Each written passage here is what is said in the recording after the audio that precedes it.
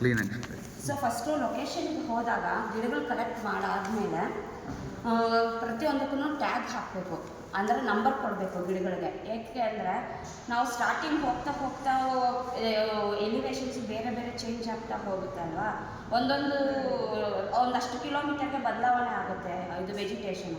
So ಆವಾಗ ನಮಗೆ ಗಿಡಗಳದ್ದು documentation ಮಾಡ್ಕೋಬೇಕು. ಸೊ ಇದು ಸೈಂಟಿಫಿಕ್ಕಾಗಿ ಮಾಡ್ತೀರಿ. ಇವಾಗ ಪ್ರತಿಯೊಂದು ಗಿಡ, ಇವಾಗ ಫಸ್ಟ್ ಗಿಡ ಒಂದು ಕಲೆಕ್ಟ್ ಮಾಡಿದ್ರೆ ಇದಕ್ಕೊಂದು ನಂಬರ್ ಹಾಕಿರಬೇಕು. ಮತ್ತು ಒಂದು ಗಿಡ ಅಲ್ಲ, ಒಂದೇ ಗಿಡದ್ದು ನಾವು 3 ಕಟಿಂಗ್ಸ್ ತೊಗೋಬೇಕಾಗುತ್ತೆ. ಸೊ ಇದೇ ಥರದ್ದು ಇನ್ನೂ 2 ರಿಪ್ಲಿಕೇಟ್ಸ್ ಇರಬೇಕು. ಸೊ ಈ 2 ರಿಪ್ಲಿಕೇಟ್ಸ್ನ ತೊಗೊಂಡಾದ್ಮೇಲೆ ಜನ್ರಲಾಗಿ ಇದು ಗ್ರಾಸ್ ಇರೋದ್ರಿಂದ ನಾವು ಸಂಜೆವರೆಗೂ ಇಟ್ಕೊಂಡು ಮಾಡೋಕ್ಕಾಗಲ್ಲ. ಕೆಲವೊಂದು ಏನಾಗುತ್ತೆ, ಕ್ಯಾರೆಕ್ಟರ್ಸ್ ಎಲ್ಲ ವಿಧಾರ ಆಗಿಬಿಡುತ್ತೆ.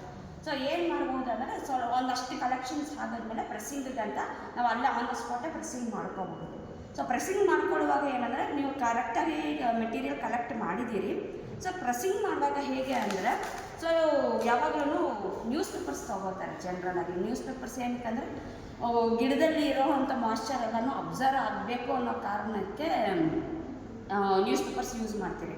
ಸೊ ನ್ಯೂಸ್ ಪೇಪರಲ್ಲಿ ಪ್ರೆಸ್ಸಿಂಗ್ ಮಾಡುವಾಗ ಗಿಡನ ನಾವು ಯಾವಾಗಲೂ ಸೊ ಯೂಶಲಾಗಿ ನಾವು ಎರಡು ಥರ ಇರೋ 2 ಫೋಲ್ಡ್ ಇರೋ ತೊಗೋತೀವಿ. ಏನಕ್ಕೆ ಅಂದರೆ ನೀರು ಹೀರ್ಕೊಳ್ಳೋಕ್ಕೆ ಹೆಲ್ಪ್ ಆಗುತ್ತೆ ಅಂತ. ಸೊ ಪ್ರೆಸ್ಸಿಂಗ್ ಮಾಡುವಾಗ ನಾವು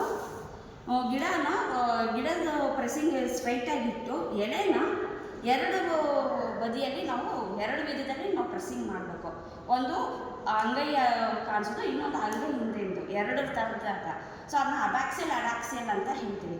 ಸೊ 2 ಥರ ಕಾನ್ಸೆಪ್ಟ್ ಇಡಬೇಕು. ಸೊ ಒಂದು ಎಲೆ ನಾವು ಮುನ್ಮುಖವಾಗಿ ಇದ್ದರೆ ಇನ್ನೊಂದು ಎಲೆ ಬಂದು ನಾವು ಹಿಮ್ಮುಖವಾಗಿ ಪ್ರೆಸ್ಸಿಂಗ್ ಮಾಡಬೇಕು. ಸೊ ಇದಾಗದ್ಮೇಲೆ ಇನ್ನೊಂದು ಏನಂದರೆ ಈವನ್ ಅದು ಸ್ಪ್ರೆಡ್ಡಿಂಗು ಅಷ್ಟೇ ನೀಟಾಗಿ ಸ್ಪ್ರೆಡ್ ಆಗಬೇಕು, ಒಂದಕ್ಕೊಂದು ಅಂಟ್ಕೊಳ್ಳೋ ಆಗಿರಬಾರ್ದು. ಸೊ ಇದು ನೀಟಾಗಿ ಹೀಗೆ ಪ್ರೆಸ್ಸಿಂಗ್ ಮಾಡಿ ಸೊ ಫ್ಲವರಿಂಗ್ ಇದಾಗುತ್ತೆ. ಸೊ ಜನರಲಾಗಿ ಇದು ಗ್ರಾಸ್ ಇರೋದ್ರಿಂದ ಗ್ರಾಸ್ಗೆ ನಾವು ಆವಾಗಲೇ ಟ್ರೀಟ್ಮೆಂಟ್ ಕೊಡೋ ಅವಶ್ಯಕತೆ ಇರಲ್ಲ. ಸೊ ಇದನ್ನೆಲ್ಲ ಹೀಗೆ ಒಂದು ಪ್ರೆಸ್ಸಿಂಗ್ ಮಾಡಿ ಪೇಪರ್ನ ಓವರ್ಲಾಕ್ ಮಾಡಿ ಇಡಬೇಕು. ಸೊ ಇದು ದೊಡ್ಡದಿರೋದ್ರಿಂದ ನಾನು ಕಟ್ಟಿಂಗ್ ಮಾಡಿದ್ರೆ ಇದರಲ್ಲಿ ಒಂದೊಂದು ಕ್ಯಾರೆಕ್ಟರು ಇಂಪಾರ್ಟೆಂಟ್ ಗ್ರಾಸಲ್ಲಿ. ಸೊ ಹೂ ಗಿಡಕ್ಕೂ ಇದಕ್ಕೂ ಅದೇ ವ್ಯತ್ಯಾಸ ಇರೋದು. ಹೂ ಗಿಡದಲ್ಲಿ ಅಂದರೆ ನಮಗೆ ಬೇರೆ ಏನಾದರೂ ಒಂದು ಕ್ಯಾರೆಕ್ಟರ್ಸ್ ಸಿಕ್ಬಿಡುತ್ತೆ ಡೈಕಾಟಲ್ಲಿ. ಬಟ್ ಮೋನೋಕಾಟಲ್ಲಿ ಒಂದೊಂದು ಕ್ಯಾರೆಕ್ಟರು ಇಂಪಾರ್ಟೆಂಟು. ಯಾಕಂದರೆ ಅದರಲ್ಲಿ ಒಂದು ಸಣ್ಣ ಕ್ಯಾರೆಕ್ಟರನ್ನು ಗಿಡದ ಪ್ರಭೇದಗಳನ್ನ ವಿಭಜಿಸೋದಕ್ಕೆ ಹೆಲ್ಪ್ ಆಗುತ್ತೆ, ಡಿಫ್ರೆನ್ಷಿಯೇಟ್ ಮಾಡೋಕ್ಕೆ ಹೆಲ್ಪ್ ಆಗುತ್ತೆ. ಸೊ ಅದರಿಂದ ಇದು ಮಾಡ್ಕೋಬೇಕಾಗುತ್ತೆ. ಸೊ ಆದಷ್ಟು ಹೆಲ್ತಿ ಪ್ಲಾಂಟ್ಸ್ ತೊಗೋಬೇಕಾಗುತ್ತೆ. ಸೊ ಇವಾಗ ಈ ಗಿಡಕ್ಕೆ 1 ಅಂತ ನಂಬರ್ ಕೊಟ್ಟಿದ್ರೆ ಇದ್ರದ್ದೇ ಎಲ್ಲದಕ್ಕೂ 1 ಅಂತಲೇ ನಂಬರ್ ಬರುತ್ತೆ. ಸೊ ಅದನ್ನ ನೆನಪಿಟ್ಕೊಳ್ಳಿ. ಏನಕ್ಕೆ ಅಂದರೆ ಡಾಕ್ಯುಮೆಂಟ್ ಮಾಡ್ಕೊಳ್ಬೇಕು ಅಂದರೆ ಬುಕ್ ಬರೀಬೇಕಾದ್ರೆ ಡಾಕ್ಯುಮೆಂಟ್ ಮಾಡಬೇಕನ್ನೋದು ಇದು ಇಂಪಾರ್ಟೆಂಟ್ ಆಗುತ್ತೆ.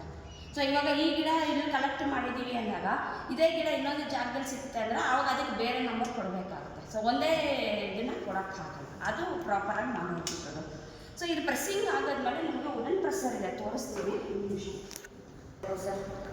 ಸೊ ಈ ವುಡನ್ ಪ್ರೆಸ್ಸರ್ಸಲ್ಲಿ ಪ್ರೆಸ್ಸಿಂಗ್ ಎಲ್ಲ ಆದಮೇಲೆ ಎಲ್ಲನೂ ಒಟ್ಟಿಗೆ ಇಟ್ಟು ಪ್ರೆಸ್ ಮಾಡಬೇಕು. ಏನಕ್ಕೆ ಅಂತ ಇದು ಸ್ಟೂಡೆಂಟ್ಸ್ನ ಏನು ಮಾಡ್ತಾರೆ ಅಂದರೆ ಮನೇಲಿ ಹಾಸ್ಪಿಟಲಲ್ಲೇ ಇಟ್ಬಿಡ್ತಾರೆ ಪ್ರೆಸ್ಸಿಂಗ್ ಆಗುತ್ತೆ ಅಂತ. ಬಟ್ ನಾವು ಸೈಂಟಿಫಿಕ್ ಆಗಲ್ಲ, ಈ ಥರ ಒಂದು ವುಡನ್ ಪ್ರೆಸ್ಸರಲ್ಲಿ ನೀಟಾಗಿ ಎಲ್ಲ ಒಂದಾದ್ಮೇಲೆ ನೀಟಾಗಿ ತೋರಿಸಿ ಕಟ್ಟಿ ಇಡಬೇಕು. ಸೊ ಕಟ್ಟಿಟ್ಟರೆ ಏನಂದರೆ ಅದಕ್ಕೆ ನೀಟಾಗಿ ಸ್ಪ್ರೆಡ್ ನಾವು ಹೇಗೆ ಇಟ್ಟಿರ್ತೀರೋ ಹಾಗೆ ಅದನ್ನು ಪ್ರೆಸ್ ಆಗೋಕ್ಕೆ ಹೆಲ್ಪ್ ಆಗುತ್ತೆ ಅಂತ. ಸೊ ಇದಾದ್ಮೇಲೆ ಏನಾಗುತ್ತೆ ನೆಕ್ಸ್ಟ್ ಹೌದು ಇವಾಗ ಇದೆಯಲ್ವಾ. ಸೊ ಇವಾಗ ಇದು ಪ್ರೆಸ್ ಆಯಿತು ಅಂದ್ಕೊಳ್ಳಿ.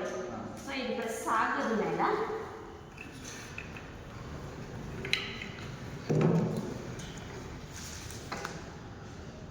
ಇಟ್ಬಿಟ್ಟು ಅದ್ರ ಮೇಲೆ ಅದನ್ನಿಟ್ಟು ಸೊ ಎಲ್ಲ ಗಿಡಗಳನ್ನು ಒಂದೊಂದಕ್ಕೆ ಅಂತಲ್ಲ, ನೀವು ಒಂದ್ಸತಿ ಹೋದಾಗ ನೀವು ಇಷ್ಟು ಗಿಡಗಳನ್ನು ನಾನು ಸೇರಿಸಿ ಒಂದು ಸತಿ ಪ್ರೆಸ್ ಮಾಡಿ ಟೈಟಾಗಿ ಕಟ್ಟಿಬಿಡ್ಬೋದು. ಸೊ ಎಲ್ಲ ಕಟ್ ಆಗೋದ್ಮೇಲೆ so that is the one technique you can follow. ಆಯಿತಾ? ಸೊ ಇದಾಗದ ಮೇಲೆ ಸೊ ಇದು ಒಂದು ಫಸ್ಟ್ ಬಯೋಸಿಕ್. ಇದು ನಾವು ಅಲ್ಲೇ ಫೀಲ್ಡಲ್ಲೇ ಮಾಡ್ಕೊಂಡ್ಬಂದ್ಬಿಡ್ತೀವಿ. ಯಾಕಂದರೆ ಇದು ಗ್ರಾಸ್ ಇರೋದ್ರಿಂದ ನಾವು ತಗೊಂಬರೋಷ್ಟು ಕೆಲವೊಮ್ಮೆ ಏನಾಗುತ್ತೆ ಬಾಡ್ಬಿಡುತ್ತೆ. ಇದು ಬಾಡೋದ್ರಿಂದ ಸೊ ಅದನ್ನು ಪ್ರಿವೆಂಟ್ ಮಾಡಬೇಕಂದ್ರೆ ನಾವು ಕಿತ್ತಾಗ 1-2 ಅವರ್ ಆಗೋಷ್ಟರಲ್ಲಿ ಅಥವಾ ಸಂಜೆ ನಾವು ವಾಪಸ್ ಬರೋಷ್ಟರಲ್ಲಿ ಈ ಥರ ಪ್ರೆಸ್ಸಿಂಗೆಲ್ಲ ಮಾಡಿ ಕಟ್ಕೊಂಡು ಬಂದುಬಿಟ್ವಿ ಅಂದರೆ ಸೊ 1-2 ದಿನ ಬಿಟ್ಟು ಅದಾದ್ಮೇಲೆ ಮತ್ತೆ ನಾವು ಈ ಪೇಪರ್ಗಳನ್ನ ಮತ್ತೆ ಬದಲಾಯಿಸ್ತಾ ಇರಬೇಕು. ಏನಕ್ಕಂದರೆ ಈ ಗಿಡದಲ್ಲಿರೋವಂಥ ತೇವಾಂಶ ಇರೋದನ್ನೆಲ್ಲ ಈ ಎಲೆ ಇದು ಇಟ್ಕೊಂಡಿರುತ್ತೆ. ಸೊ ಇದು ಯಾಕೆ ಬದಲಾವಣೆ ಮಾಡಬೇಕು ಅಂತಂದರೆ ಸೊ ಸೊ ನಾವು ಟೈಟಾಗಿ ಕಟ್ಟಿಟ್ಟಿರ್ತೀವಲ್ಲ ಗಾಳಿ ಅಷ್ಟು ಮಾಡೋಕ್ಕೆ ಬಿಡೋದಿಲ್ಲ. ಸೊ ಈ ನೀರಿನ ಅಂಶ ಇದ್ದಷ್ಟು ಏನಾಗುತ್ತೆ, ಗಿಡದಲ್ಲಿ ಫಂಗಸ್ ಬರೋಕ್ಕೆ ಶುರು ಆಗುತ್ತೆ, ಕಂಟ್ಯಾಮಿನೇಷನ್ ಬರುತ್ತೆ. ಸೊ ಇನ್ಫೆಕ್ಷನ್ಸ್ ಆಗಬಾರ್ದು. ಇನ್ಫೆಕ್ಷನ್ಸ್ ಆಗಬಾರ್ದು ಅನ್ನೋದಕ್ಕೆ ಏನು ಮಾಡ್ತೀವಿ, ಈ ಪ್ರೇಪನ್ನು ಪ್ರತಿ ಸತಿ ಮೊದಲು ಮಾಡ್ತಾ ಇರ್ತೀವಿ. ಸೊ ಒಂದು ಸತಿ ಒಂದು 70% ಅಷ್ಟು ಒಣಗಿದೆ ಅಂತಂದರೆ ಒಂದು ಸೊಲ್ಯೂಷನ್ ಯೂಸ್ ಮಾಡ್ತೀವಿ. ಆ ಸೊಲ್ಯೂಷನ್ ಏನು ಯೂಸ್ ಮಾಡ್ತೀವಿ ಅಂದರೆ, ಈ ಹರ್ಬೇರಿಯಮ್ಸ್ನ ನಾವು ಈಗ ಪ್ರಿಸರ್ವ್ ಏನು ಮಾಡ್ತೀವಿ, ಇದು ಒಂದೆರಡು ದಿನಕ್ಕೆ ಮಾಡಲ್ಲ, ವರ್ಷಾನುಗಟ್ಟಲೆಗಳಿಗೆ ಇರಬೇಕು ಅನ್ನೋದಕ್ಕೆ ಮಾಡ್ತೀವಿ. ಸೊ ಅದಕ್ಕೆ ಏನು ಮಾಡ್ತೀವಿ, ಅದಕ್ಕೆ ಒಂದು ಸೊಲ್ಯೂಷನ್ ಪ್ರಿಪೇರ್ ಮಾಡ್ತೀನಿ. ಆ ಸೊಲ್ಯೂಷನ್ ನಾನು ನಿಮಗೆ ವಾಟ್ಸಪ್ಪಲ್ಲಿ ಕಳಿಸ್ತೀನಿ ಯಾವುದೋ ಇದು ಅಂತ ಡೀಟೇಲ್. ಸೊ ಆ ಸೊಲ್ಯೂಷನ್ಸ್ನ ಪ್ರಿಪೇರ್ ಮಾಡಿ ಅದನ್ನ ಪಾಯ್ಸನಿಂಗ್ ಅಂತ ಹೇಳ್ತೀವಿ, ಪಾಯ್ಸನಿಂಗ್ ಟೆಕ್ನಿಕ್ ಅಂತ ಹೇಳ್ತೀವಿ.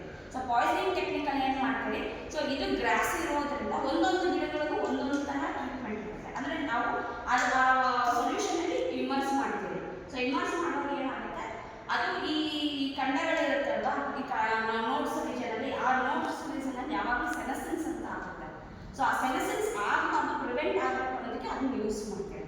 ಇನ್ನೊಂದು ಏನಂದ್ರೆ ಅದಕ್ಕೆ ಮೆರ್ಕ್ಯೂರಿ ಕ್ಲೋರೈಡ್ ಅಂತ ಒಂದು ಚಿಟಿಕೆ ಅಷ್ಟು ಯೂಸ್ ಮಾಡ್ತೇವೆ. ಅದು ಏನಂದರೆ ಅದು ಪ್ಯಾಥೋಜನ್ಸ್ನ ಅಟ್ಯಾಕ್ ಮಾಡೋಕ್ಕೆ ಬಿಡಲ್ಲ. ಸೊ ಇದನ್ನು ನಾವು ಮುಂದೆ ಪ್ರಿಸರ್ವ್ ಮಾಡ್ತೀವಿ ತುಂಬ ವರ್ಷಗಳ ಕಾಲ, ನಮಗೆ ಏನಾಗುತ್ತೆ ಅದು ನಮಗೆ ಏನು ಬೇರೆ ಥರ ಕಂಟ್ಯಾಮಿನೇಷನ್ಸ್ ಆಗದೆ ಇರೋ ಥರ ಎಲ್ಲದಕ್ಕೆ ಹೆಲ್ಪ್ ಮಾಡ್ತಾರೆ. ಸೊ ಒಂದು ಸತಿ ಇದಾದ್ಮೇಲೆ ಮತ್ತೆ ಓಪನ್ ಏರಲ್ಲಿ ಇಟ್ಟು ನೆಟ್ಟು ಪ್ರೆಸ್ಸಿಂಗಿಗೆ ಇಟ್ಟು ಕಂಪ್ಲೀಟಾಗಿ ಡ್ರೈ ಆಗಿದೆ ಅಂದರೆ, ಇವಾಗ ಡ್ರೈ ಆದಾಗ ಈ ನಾರ್ಮಲ್ ಆಗಿ ಆಚೆ ನಾವು ಒಣಗ್ಸೋಕ್ಕೂ ಹುಲ್ಲುಗೂ ಇಲ್ಲಿ ಒಣಗ್ಸೋಕ್ಕೂ ಡಿಫ್ರೆನ್ಸ್ ಬರುತ್ತೆ.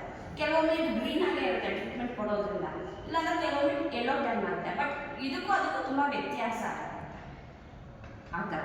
ಸೊ ಈ ಥರದ್ದು ಮಾಡಿ ಅದಾದ್ಮೇಲೆ ನೀವು ಅದಕ್ಕೊಂದು ಒಂದು ಹರ್ಬೇರಿಯಂ ಶೀಟ್ ಬರುತ್ತೆ,